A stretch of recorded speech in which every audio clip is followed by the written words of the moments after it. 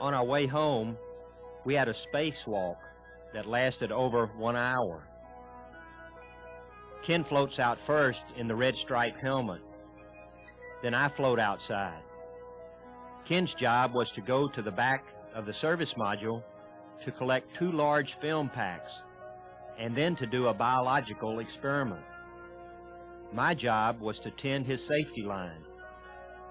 Outside, there is nothing to restrict your view, and for the very first time, I appreciated the vastness of space.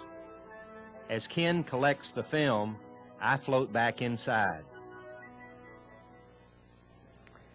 Now, earlier in the mission, actually on the second day of the mission, on the way to the moon, Ken Mattingly had lost his wedding band. He'd taken it off inside the spacecraft to wash his hands after an event, and it floated off inside this spacecraft, and we looked all over and couldn't find it. And now it's 7 days later, and the wedding band is still missing.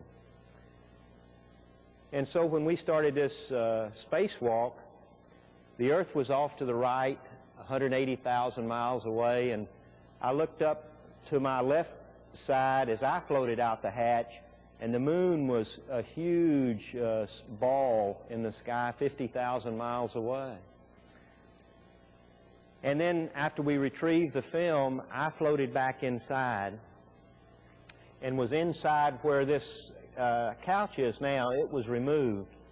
And so I was looking out through the hatch, and Ken was now on the end of this 10-foot long pole. And you'll remember we were traveling now 5,000 miles an hour through space, but there was no sensation of motion whatsoever. So as I'm floating back inside there, looking out this hatch, all of a sudden out of my left eye, I saw this wedding band floating out the hatch. And I came floating after it and tried to grab it, and I just missed it, and it floated on out the hatch. And my response was, well, lost in space. There goes his wedding band. But it floated out 10 feet where he was and hit him on the back of the head. Now, he didn't feel that in this spacesuit, of course, and he was excited talking with Mission Control, so I didn't have a chance to tell him, there goes his wedding band. And I thought it was going to be lost, but as it hit him on the head, it bounced and started right back down the same trajectory, floated right back in through the hatch, and I caught it on the rebound.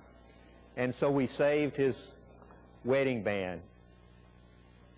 The Earth grows in size as we race to re-entry. Re-entry. We're traveling about 39,000 feet per second, or over 26,000 miles an hour. As we plunge into the atmosphere, it's white hot outside, 5,000 degrees Fahrenheit, but only 72 degrees inside. The spacecraft wants to bounce off the atmosphere like a rock skipping across the water. If that happens, we're lost in space, so we monitor closely. We're decelerating at 7.5 Gs, and it feels like a big elephant sitting on my chest. We roll back and forth to maneuver to our landing spot about 1,200 miles away in the Pacific Ocean. We're now dropping like a rock straight down to the Pacific Ocean. The heavy G-load is now gone. We are really tense as we wait for the drogue chutes, but they deploy right on schedule at 23,000 feet. At 10,000 feet, the main chutes deploy. Here they come right now. What a beautiful sight. We breathe a sigh of relief. We got it made.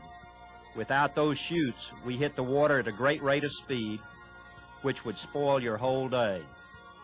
Amazingly, we descend less than a mile from our target in full view of the recovery ship. For a minute, we are busy inside safing the spacecraft for splashdown. I catch sight of a helicopter as it flies by. Then I begin to relax, and I start to look out the window at the beautiful ocean. Even though we have good chutes, we hit like a ton of bricks. My head is a little out of position, and I'm almost knocked unconscious but I quickly recover. As we hit the water, Mission Control flashes up a big splashdown sign, and they all begin to celebrate. Their job is over now. So everyone lights up the traditional cigar and continues the celebration. 45 minutes after splashdown, we are aboard the recovery helicopter as the pilot maneuvers for landing aboard the Ticonderoga. After 11 days with no bath, we have decided to put on fresh flight suits so that we will be presentable when we meet the Admiral. As they roll out the red carpet, the three of us step out. We wave, we salute. Hi, Mom, it's good to be home. Mission complete. We are bursting with pride, a job well done by everybody involved.